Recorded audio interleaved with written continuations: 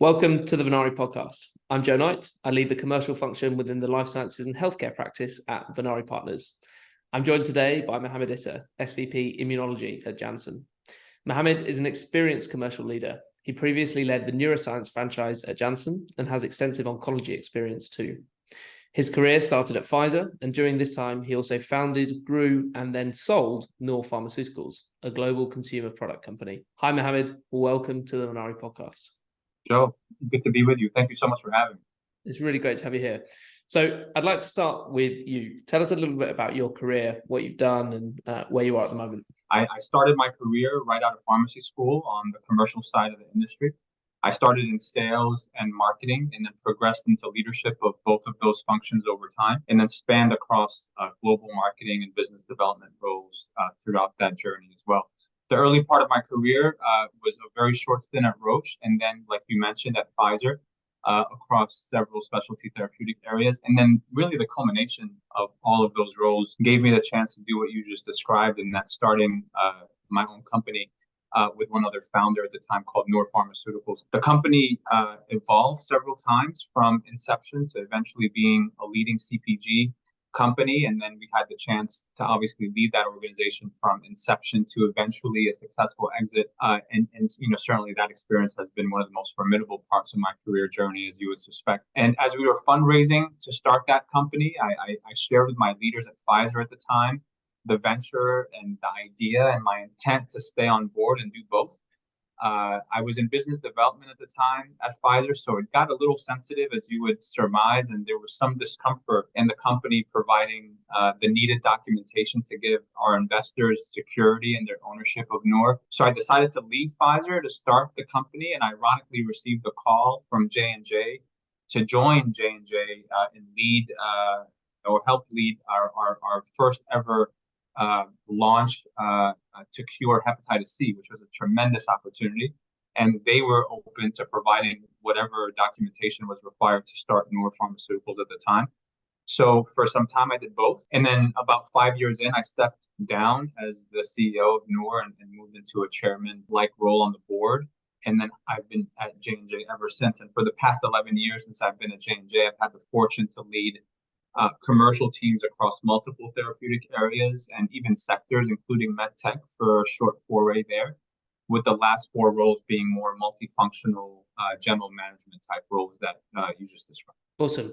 So let's talk a little bit about Noor and how that's influenced your career and where you are today. You founded it while you were still at Pfizer. How do you think that experience working for and building a smaller company shaped you into the exec you are today? Starting a company builds, I think, both a mindset and a skill set. So maybe let me start with mindsets first, because I think that's really important. From a mindset perspective, I think the risk tolerance required to invest your own money, take on debt, pitch institutional investors to write you a check is a natural takeaway. So there's certainly a kind of a risk tolerance kind of mindset that comes out of that. Additionally, I think there's a sense of resilience and tenacity that's built over time when leading a small organization, especially when it's your own.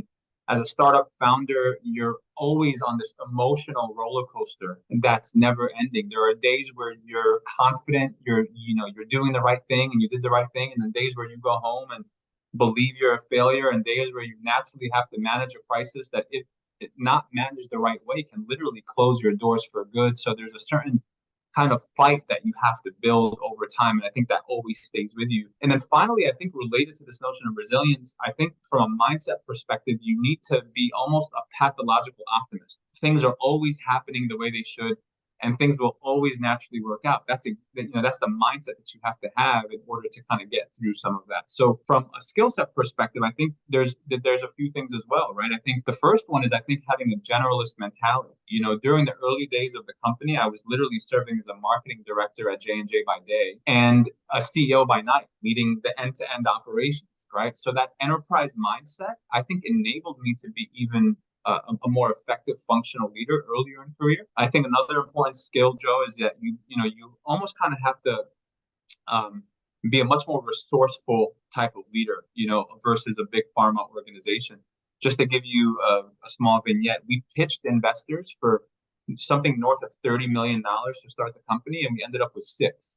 And we ended up doing with $6 million exactly what we thought we would do with 30 and maybe even more. So there's a resourcefulness that I think comes from that experience. I'd be remiss if I didn't mention, I think, one of the more important things that comes from this startup environment, which I think is the leadership capability, arguably the most important. In a startup experience, you're forced as a founder to create and communicate a really compelling vision. You need to create a purpose and a culture where people come with you on that roller coaster ride that I mentioned earlier, just as importantly as them finding fulfillment in it. And then once they're with you, I think the nature of the business is very intimate. So you build lifelong relationships, and you have this constant focus on team and culture because you feel like it's you that they came with, and because of that, you have to make sure that you create and care for those people. So I think it's really those three things. I think there's a mindset that you build from these entrepreneurial experiences. I think there are some skills that you build, but then I think there's this leadership philosophy and almost a capability that you naturally have to build, and then hopefully that stays with you over the course of your career. Yeah, indeed. And let's stick on that leadership point. I want to understand how you think about leadership and hiring. How do you go about building and motivating your teams? And in addition, the second question, how do you think about succession planning? I think you're hitting on what's arguably the most important job for a leader, which is to build the strongest possible team and then create a culture that enables them, what I like to say, to achieve what they ought versus what they thought. And, recruiting, developing, and retaining championship caliber talent is absolutely paramount. At times as a leader, you're looking for a specialist in an area. Other times you're looking for a generalist. The hiring philosophy is one that really starts by diagnosing what it is you need and what part of the puzzle you're looking to put in place. And I think that's where succession planning comes into play. We're fortunate at J&J to have a world-class HR organization and partner with folks like yourself and, thinking about succession plan. And that enables those discussions to really happen from a strategic, point of view. The culture piece is one that I think we can have a whole separate podcast on. And as you mentioned, because it's the combination of talent and culture that gets teams to operate at their very best. And I've come to believe, Joe, that the best teams operate when there are 5 core pillars at the heart of the operation. And for me, the first one is purpose. Teams need to know why they exist and believe in the higher order value they're creating. Second, I think teams need to have clarity. And I think for those who I've had the fortune of working with will tell you I'm pretty obsessive about this notion of clarity. Clarity in vision, clarity in strategy, and really everything in between. Because without clarity, I think comes a lot of disdain in an organization culture. Once organizations have purpose and once they have clarity, you then need to give people autonomy. They need to have agency in their work. They need to have the freedom to operate, to meet and exceed their objectives. And with autonomy comes responsibility. There's a sense of responsibility because your work doesn't just matter to you as an individual, but it matters to the broader organization, the person to your left and the person to your right. And then lastly, organizations need to generously reward, amazing performance and reward teams and individuals when expectations are exceeded. So I think if those 5 things are embedded into the DNA of the organization and the culture of the organization, I think you start to put together a pretty powerhouse organization. You've obviously got this really strong commercial mindset, and through your career you can track that commercial piece. I think the most important part in commercialization is often around launches, and that's the biggest inflection point. Let's talk about that a little bit. You've obviously launched products multiple times throughout your career. What does your preparation look like ahead of a launch? I think it's important to just also underscore that I think launching products today is different than the past. And will continue to evolve as the commercial landscape continues to, change with us, right? Typically, launch teams never have enough time. If you ask any launch team what they want, hey, I wish we had another year to prepare for the launch, right? And it's usually never that luxury given organizational resources and other things.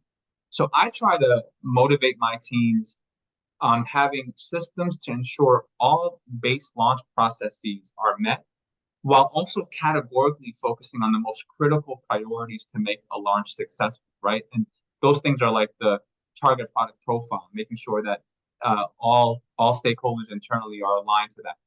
health authority negotiations and making sure that the product, package insert and labeling comes in consistent with what the expectations are. The overall value proposition relative to the problems we're solving and the unmet need we're filling in the marketplace needs to be extraordinarily clear. Look, the last thing I'd say, which is, this is different in big pharma maybe versus small versus, the startup experience, you have to set appropriate internal expectations.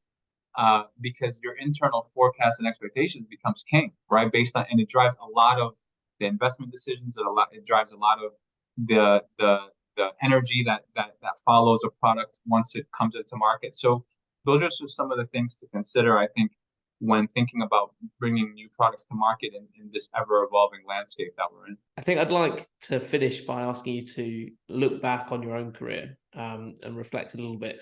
What decisions do you think you made early on helped you get where you are today? I heard this, I think it was like a Steve Jobs, commencement speech or something like that says something like, the dots always connect best in retrospect versus prospect, right? And it's one of those things where, looking back at things, I'm like, oh yeah, that makes a lot of sense. But when I was in the moment, I don't know if I can tell you I was making it with as much conscious decision. But I do think that there was a point pretty early in my career where I made a pretty big, let's call it bet or decision that has been most formidable.